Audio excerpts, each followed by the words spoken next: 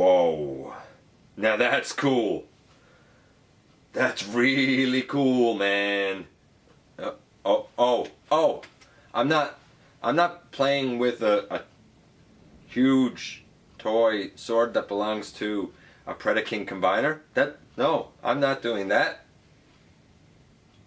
Oh, okay, I am. Because you see, today, finally, in our look back at toy releases representing the character of Predaking as of 2018, we finally get a chance to put together the Jinbao Oversized KO Nero Rex. I know, it's a repaint based on the MMC's Feral Rex. And we're going to talk about whether it's good or bad and where it fits in. But you see, it isn't all about putting together just the figure this time. Putting together the big gestalt, or gestalt, if you will. This is made up of a number of accessories. In fact, about the only things that didn't get included as part of larger accessories for the combined mode would be the mask and the little kind of individual blaster that came with Fella Saber and some of the upgrade parts that came with this. So this goes together and we'll kind of show that, and I'm going to tell you now, the instructions are terrible at exemplifying the way that this goes together, which means it was a challenge to do it accurately. We also have this impressive arm cannon made up of all of the smaller blasters. It too had terrible instructions showing how to put the pieces together, and they do go together in a very specific manner. So we'll show that off as well. And then of course we will get to the main event, the combined mode of all of these guys to make this impressive monstrosity. Stick around, we're going to cover it all in the latest GotBot True review.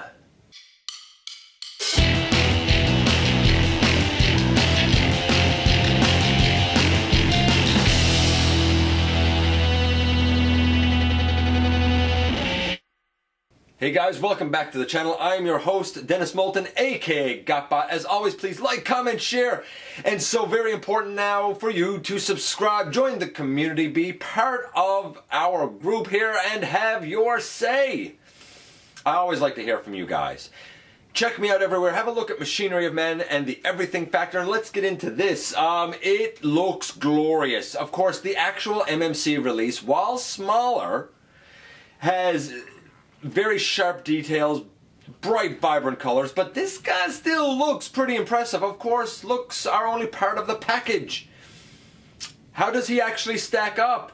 How much fun is he? Well, you know what? Let's head over to the table, take a look at the accessories and this guy, and kind of see for ourselves where this guy fits in. I have so much plastic here that I don't know if I'm intimidated or excited.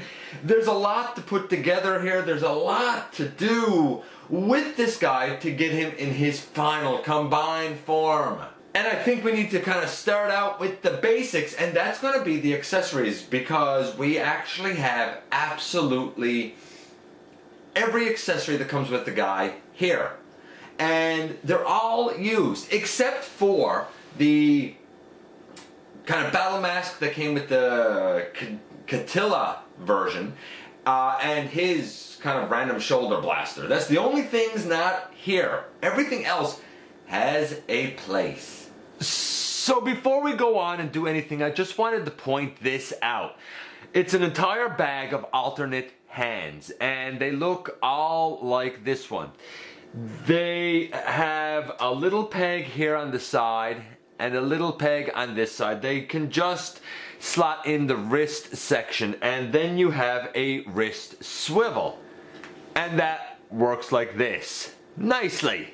I dig it. Of course, I want to note that there are certain pieces not being used in the combined mode. This random blaster that was really intended for the Catilla figure doesn't go incorporated. You can find a spot for it, but it's not officially incorporated. Nor is this beautiful battle mask.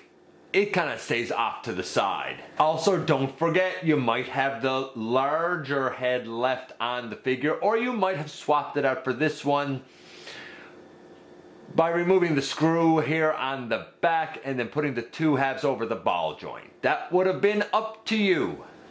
as would have been replacing the lion head. You can do it, no real big deal. It takes a little bit of time, but this one has the fringes that move, like here, for example, and up here. The one that's on him is static, so it's up to you which one you use.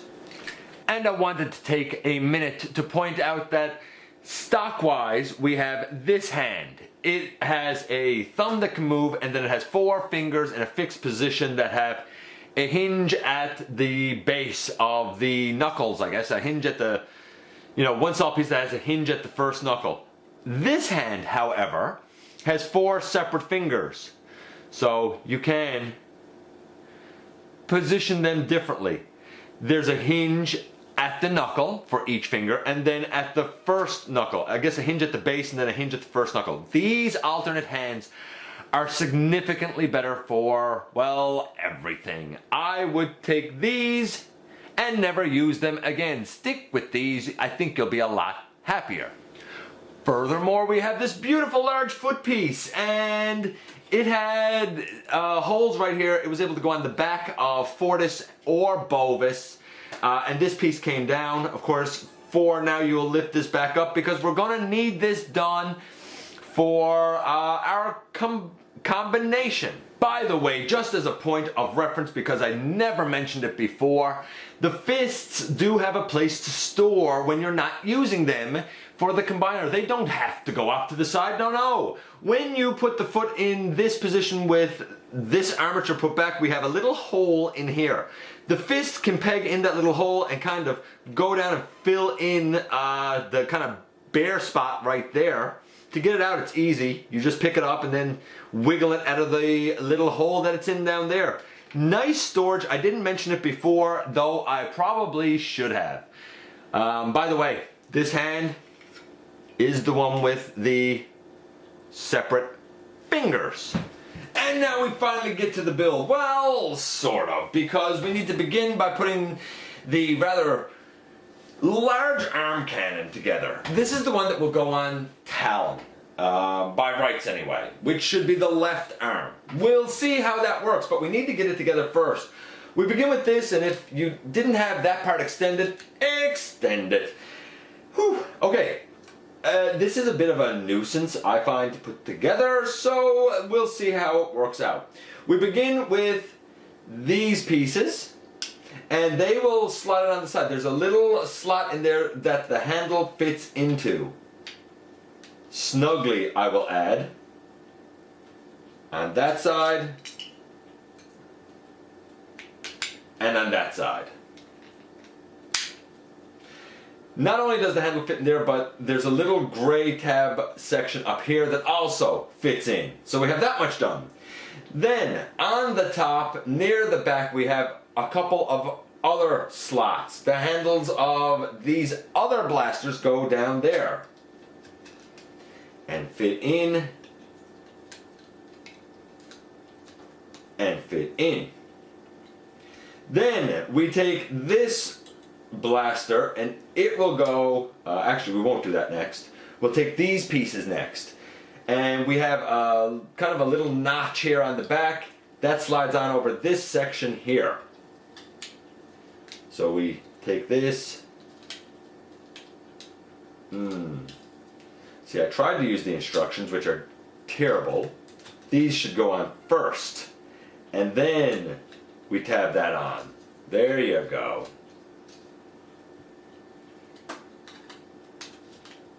They tab together, and then you tab this on. There you go. And now we only have one section left to go, that being this. And we have a tab up right here. We have the handle, and then we have another rectangular tab down here.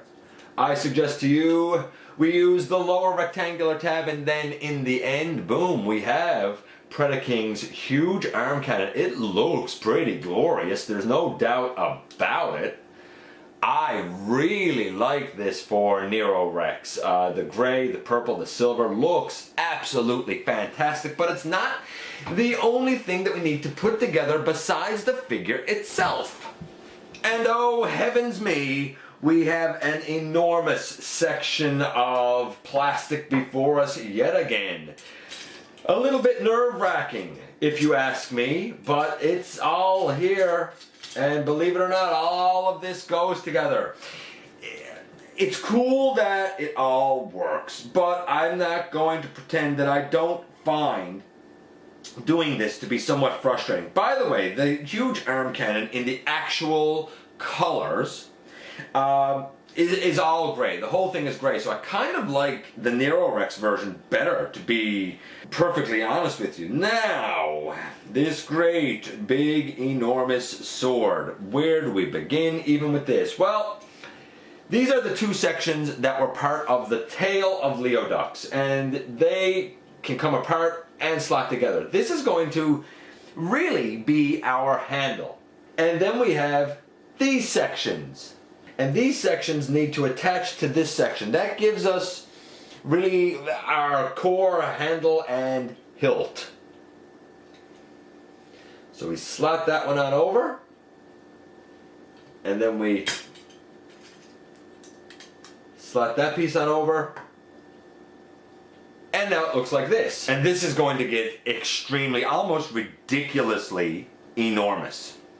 So, what do we do next?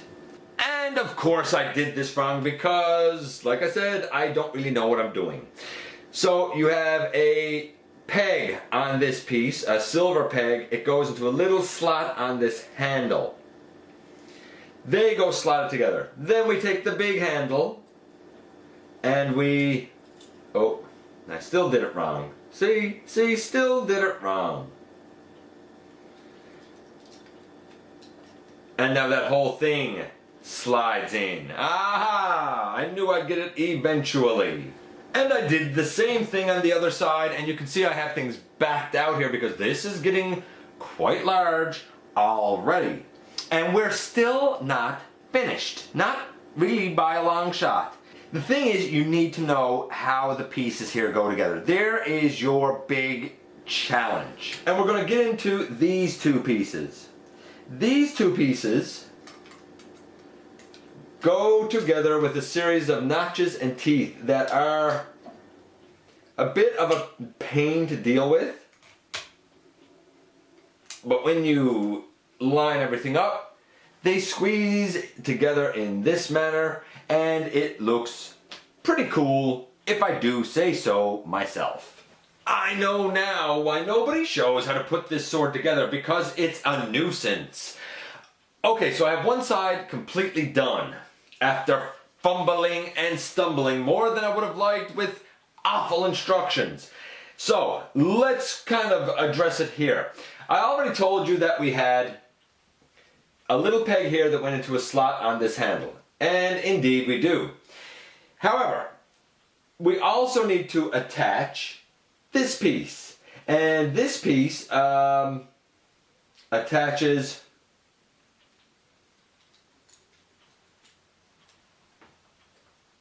if I can just find it. There you go. There's a little nub at the end of the handle. It goes into a little slot down under right here. It fits okay.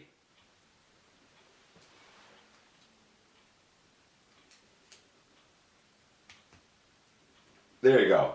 A little slot fits in right there, and another little one up right here. This one's on the blade of this piece, and there's a little notch right there. I was putting it in the wrong way, of course, because this is not easy to put together. Now that this is done, and I know that this is back a lot, but again, like I said, this is a huge sword to try and put together. We can take this and slot it in the right sections up here, and it goes in between the two blades down here. That leaves us with one set of bladed weapons. That leaves us with one set of blades that have not yet been incorporated. These. And I do have one put here. It basically goes down pretty much by the handle. And when you do it, it kind of notches in between two little starts right there. What we have down by this handle is we have two little rectangular indents, and they go in there. Not easily, I may add. Not too large, about a Fortress Maximus or Metroplex in height. Yeah, that's right, this thing is 2 feet tall. That's nuts!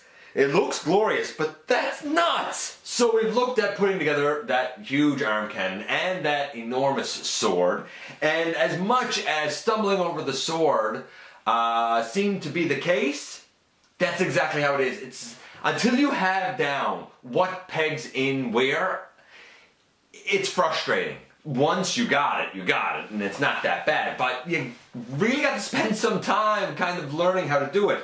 And of course we have some prep work to do here with these guys. Now, I suppose we could call this a little bit of previously on GotBot.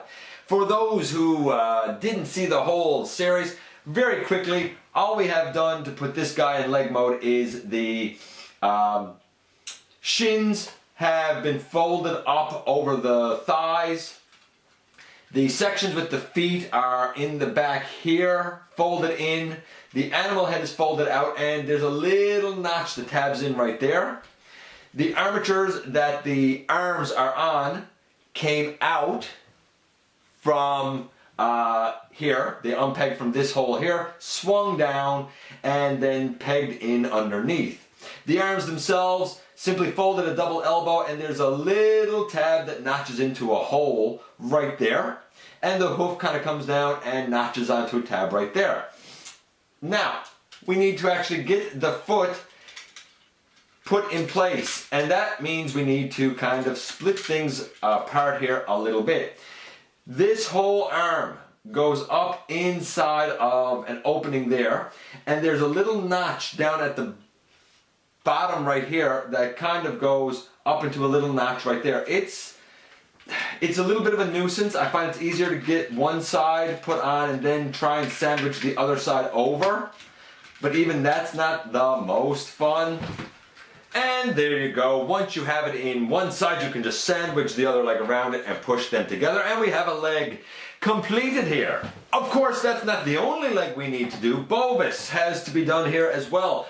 Again, the animal head is pushed forward and notches in here a little bit. We took the arms, unpegged them from here, brought them back and swung them down. We folded at the double elbow, and there's a little tab here that goes into a little notch, and the hoof goes on over.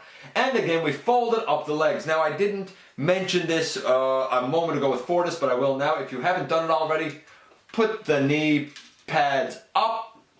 And again, we split the kind of body apart here, and we need to try and notch this into position. And indeed, there we have a second leg. I wish I could tell you that putting this foot piece in was not a pain. It is, but only because you have to kind of line things up. It's like putting pieces of a puzzle together. We've heard that a million times. Once it's in, it's secure, it's effective, there's no doubt. But you kind of really got to pay attention to what you're doing, and trust me, when you kind of look at the armature and then look at the way that the molding is done, you'll see where this fits in absolutely clearly. Alright, so now we have 2 legs. And next up are those pesky arms. This is Tigress, and we have Tigress in arm position. All we really did was, again, fold the lower legs up over the thighs. We turned at the waist to give us a little bit of an elbow joint. We folded the arms in at their double elbow and pegged in a couple of little rectangular tabs into slots. And we brought the paw up. We have the animal head kind of just on the front here, and the robot head turned around, placed flat, and this whole shoulder pad is kind of pushed up so that we have full range of motion on the combining peg. We need to incorporate the fist there. On the fist we have a kind of a circular tab here and here at the wrist. They go into circular holes, kind of, I guess, at the knee joints. Those joints should be in, and the legs should be able to just tab together. As well, I will note that this extra cat, inspired by the Pretender Catilla, could be the other arm, and we could put the other fist in there now, but I won't at this time because by rights he's not a member of the Predacons. He's actually not a member of this team. So we'll move on to the third arm. And the last, we are back here with Talon. Now we took off Talon's huge wing pack, folded the arms at the double elbow, and tabbed in a rectangular peg into a little slot. We took the entire flap that the animal and robot head is on and brought it forward, so here's the bird head. I have the tail feathers brought out to the side, but I mean you could leave them on the back of the arm if you're inclined. We folded the lower legs up over the thighs. We turned at the waist to give us an elbow joint, and of course the talons of Talon are up right here. Again, we split this guy and we take that fist section and slot it into position and close these legs around it again. And once that's done, we have another impressive arm. Alright, let's finally get this dude put together. So now our job is pretty simple, right? All we need to do is build this guy up. Well, we'll begin with the legs. And we bring up Bovis. We have the combiner slot there. We have the peg here. We peg in one leg. It's not hard. I made it look harder there than it is. You're just pushing the peg down to the slot. We do the same on the other side with Fortis. And now we have two legs on our enormous combiner who has really kind of gone out of frame. We're gonna have to fix that, are we not? And good grief, is this guy gigantic? Alright, so we have to put the arms on next. We're going to start off with Tigress. They just go on over the slots on the side. I hope. There's a Tigress on.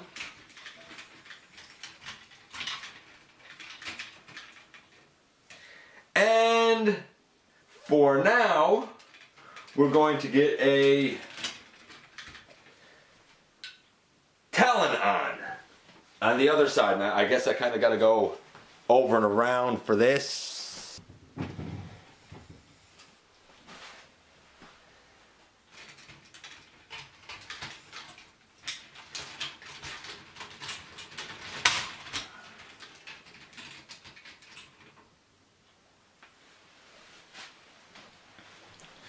Whew.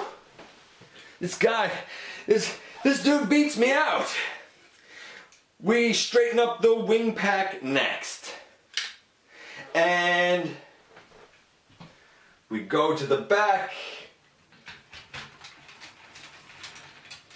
And we put the wing pack on. And boom, in the end, there he is.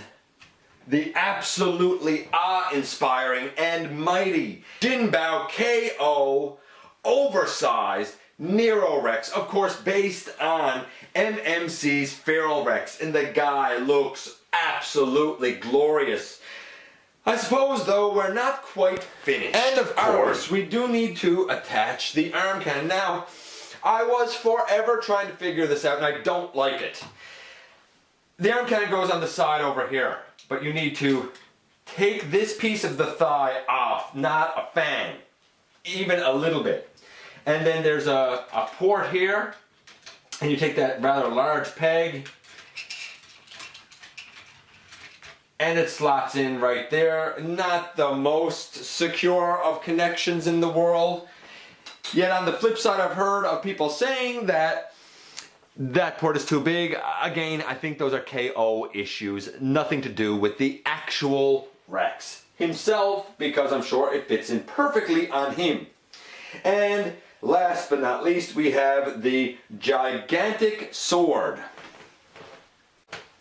And the gigantic sword will slot down into the hand.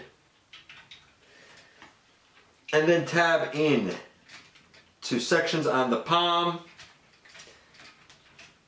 If I can get it to do that. You can close the fingers around it. And then he can't really support the weight of it. It's just too much for him. Even staying in his hand, it's just too much. It looks impressive, and you can fake it if you set it up so that the sword is sort of resting on his thigh, but it's really as impressive as it is, it's really not practical.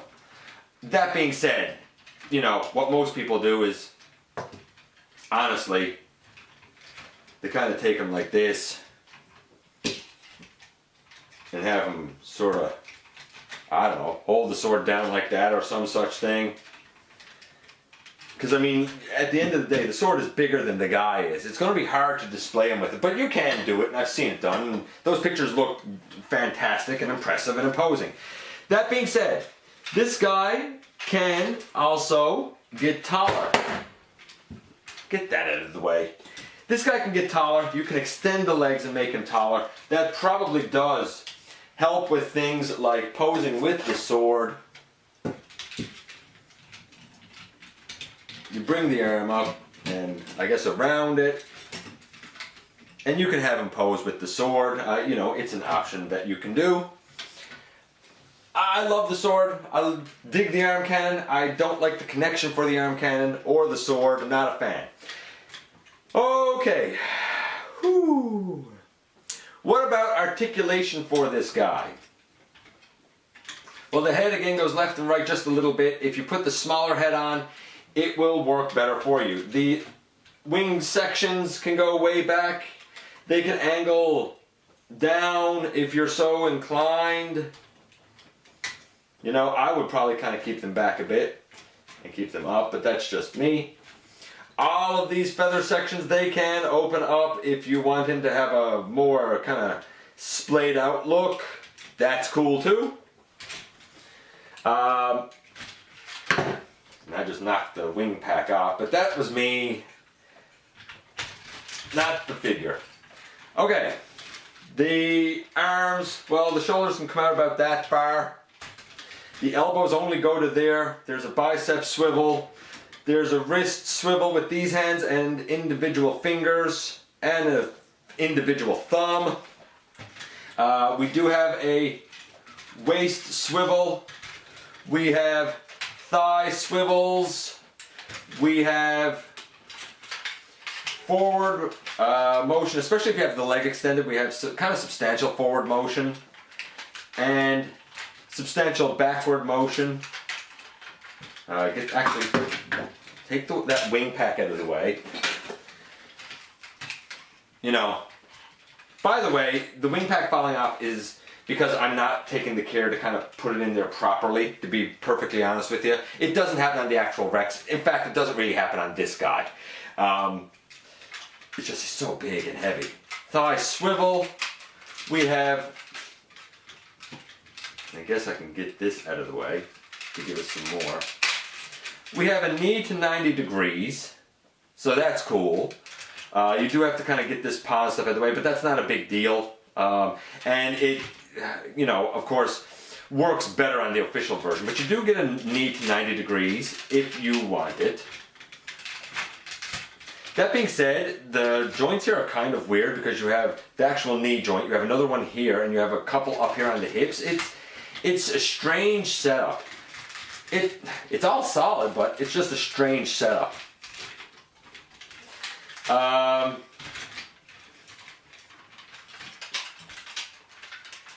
having issues here with my little KO friend.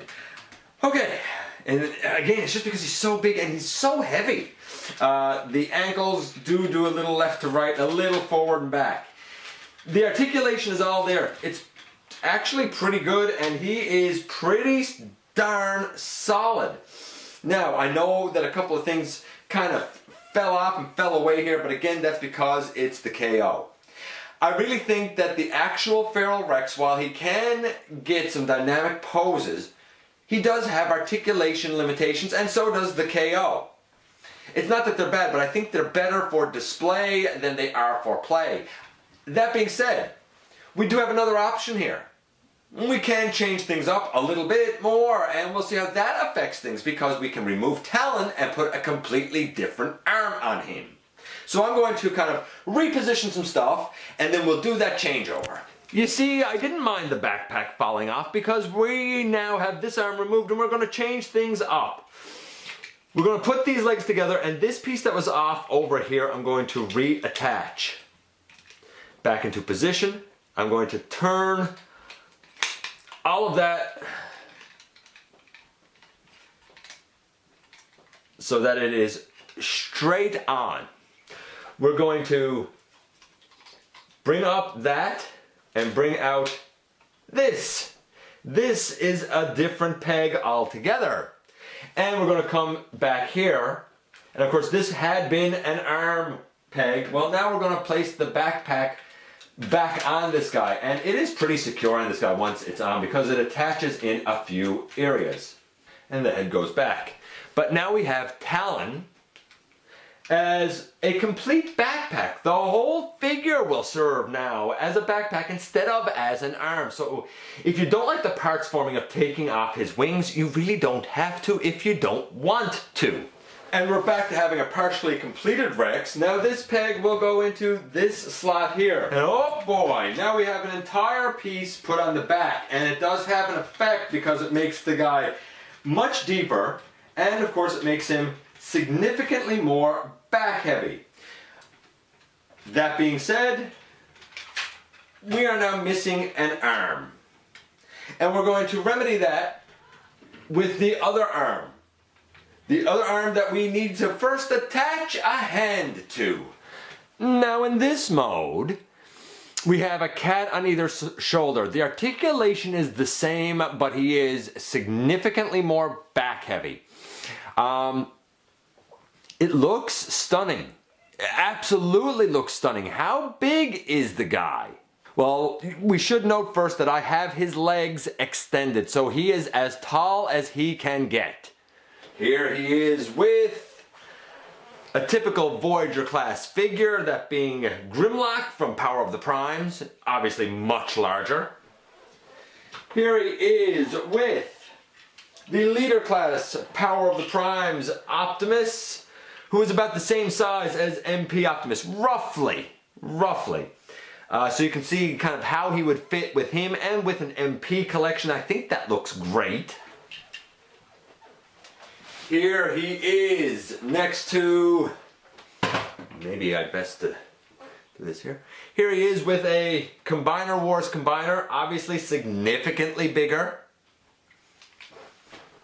And here he is next to, and I'll do this on this side. Here he is next to a Titan class figure, like Fortress Maximus. So you can see how big he is there. Of course, Fort Max is off the screen, but this guy is about up to Fort Max's, about up to his shoulder, roughly. And here he is next to someone in his ballpark.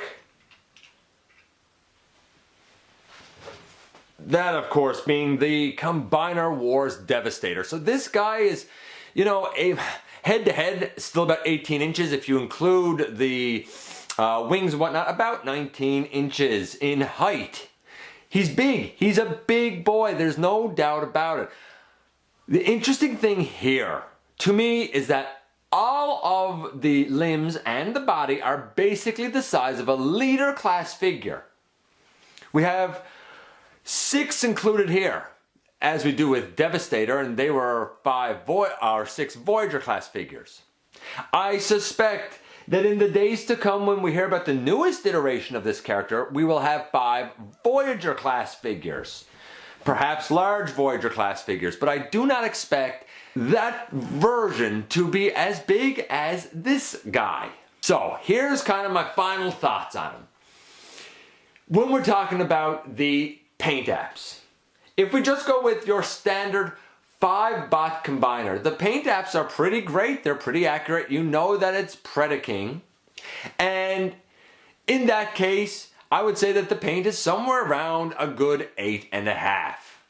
Not perfect, but pretty great all the same. The Nero Rex repaint uses that beautiful purple again. I'm giving this a 10 for what it is because it's obviously not intended to exactly represent Predaking as we know him. If anything, this might be like a Nemesis Predaking type of version. I don't know. Nevertheless, paint-wise, as a whole, this is a solid 8 to an 8.5. Transformation. Getting to this mode is a bit of a pain. I did not enjoy trying to get to this mode. I don't like how the hip skirt works. I assume it works better and more secure on the actual Rex. The peg system is pretty good. It could be a little bit tighter. But again, I think that's an issue with the KO. So when it comes to transformation, I'm going to say it's about a 7.5 here. The actual Rex, because it doesn't have the issues of this one, is going to be somewhere in the vicinity of around a 9. And then we come to the articulation. This is a beautiful display piece. It looks great on the shelf. It is not a play piece. It's just not. There are parts that knock into each other a little bit. You have limited elbows. The knees work great, but he's so bulky that it's hard to get any other stance than the A stance you have there. The waist is there, but it's kind of hindered because of the chest piece and the hip skirt.